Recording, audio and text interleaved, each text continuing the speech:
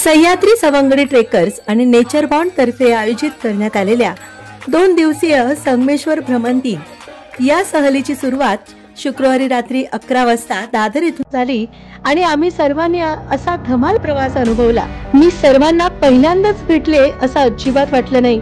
खूप छान ओळख झाली। सकाळीच बाहेर पाहताच असं हे दृश्य दिसलं। इतकं सुंदर धुकं आलेलं ना, दूरवर असं धुकं दिसत होतं आणि मग इथूनच माझ्या व्लॉगची सुरुवात झाली। सकाळी 7 वाजता आम्ही देवरुखला पोहोचलो आणि तिथे फ्रेश होऊन सर्व येईपर्यंत निसर्गात मी एक फेरफटका मारून आले।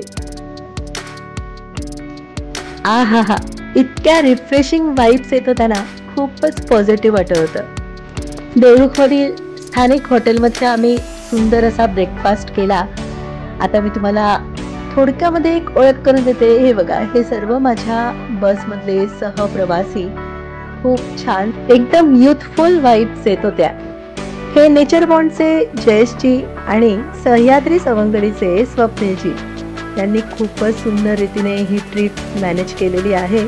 आता माझ्या येणाऱ्या काही व्लॉग्स मधून तुम्हाला समजेलच की मी कशी ही टूर एन्जॉय केली आहे। सगळेच सकाळी एकदम फ्रेश मूड मध्ये दिसत होते। एकदम उत्साहामध्ये आम्ही या टूरची सुरुवात केली आहे आणि आता आम्ही सर्वात पहिले जाणार आहोत देवरुख पासून 18 किलोमीटर इतक्या अंतरावर असणाऱ्या श्री क्षेत्र मार्लेश्वर येथे। हे बघा, ही आमच्या बसमधली माऊ, मनी माऊ।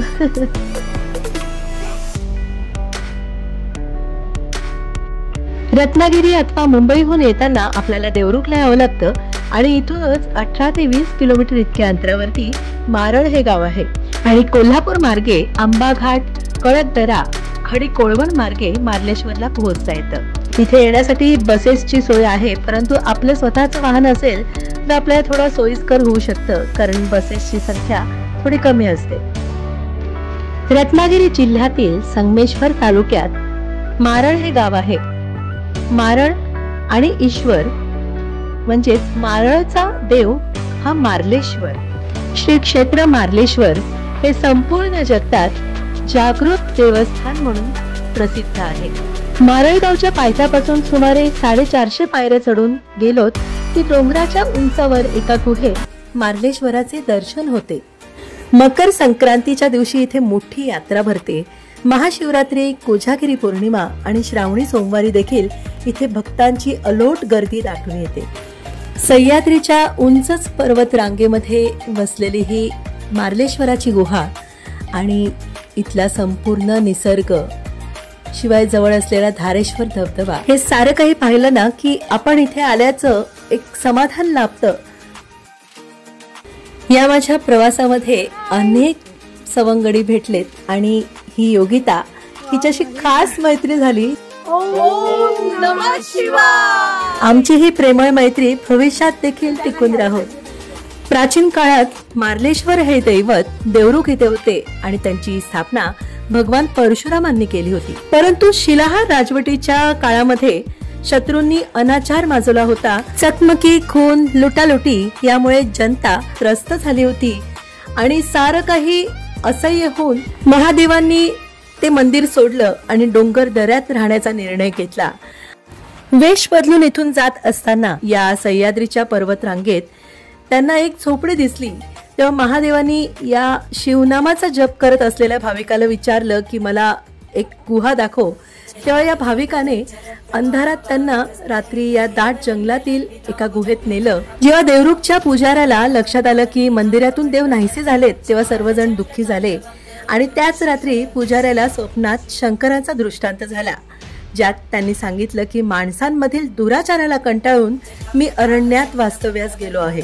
यानंतर गावकऱ्यांनी सर्वत्र शोध घेतला, परंतु त्यांना देव काही सापडला नाही आणि गावामध्ये रोगराई, परकीय आक्रमणे वाढली आणि मग गावकऱ्यांनी एकत्रित येऊन या शत्रूंविरुद्ध लढा दिला।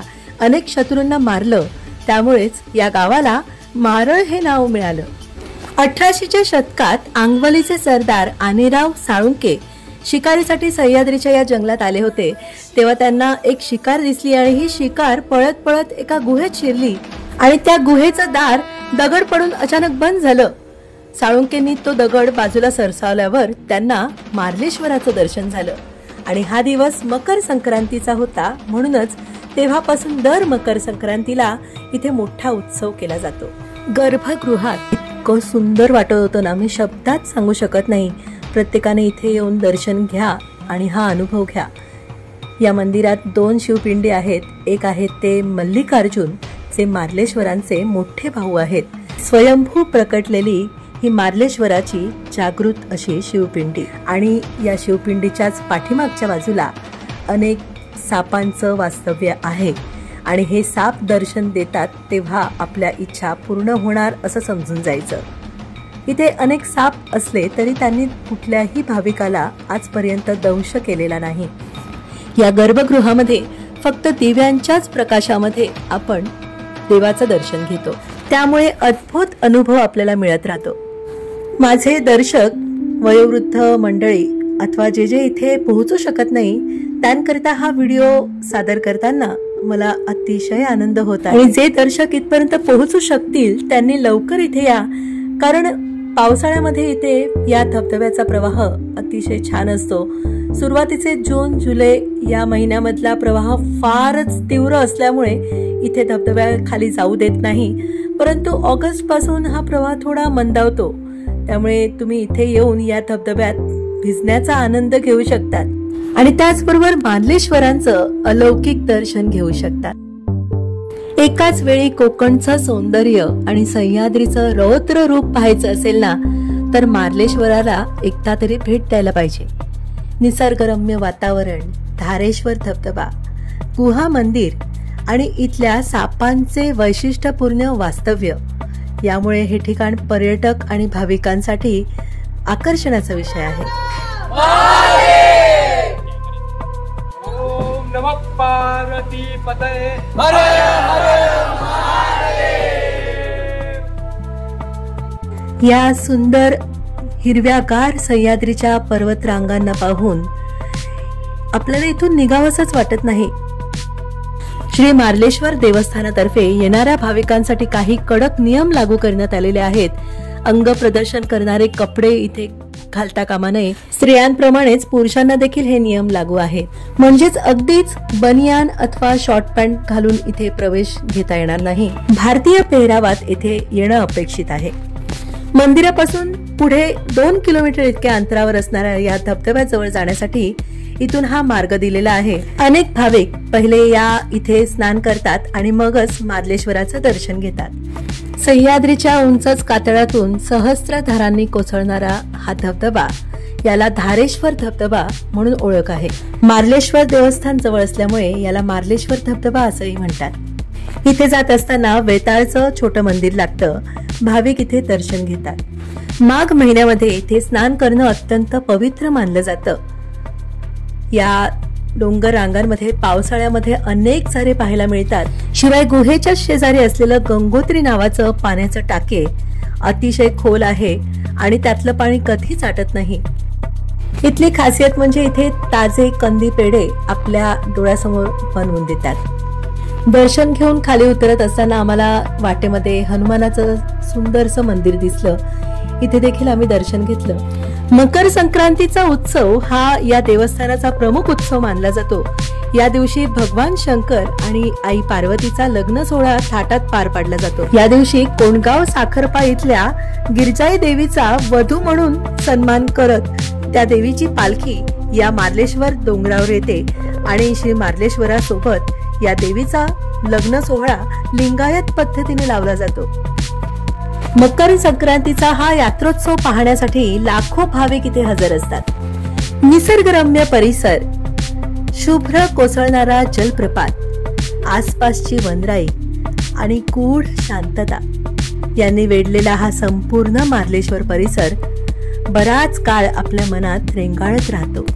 मग तुम्ही कधी येतायत या मार्लेश्वराचं दर्शन घेण्यासाठी? जर तुम्ही येणार असाल तर मी दिलेल्या नंबरवरती संपर्क करा आणि या परिसराची माहिती घ्या. नेचर बॉन्ड आणि सह्याद्री सवंगडी ट्रेकर्स यांचे अनेक टूर्स आणि ट्रेक्स आगामी येत आहेत. त्यांमध्ये नक्की सहभाग घ्या. लवकरच भेटूया पुढील भागामध्ये. तोपर्यंत स्वस्त रहा, मस्त रहा, कायम माझ्या सोबत रहा माझ्या या सुंदरशा प्रवासात.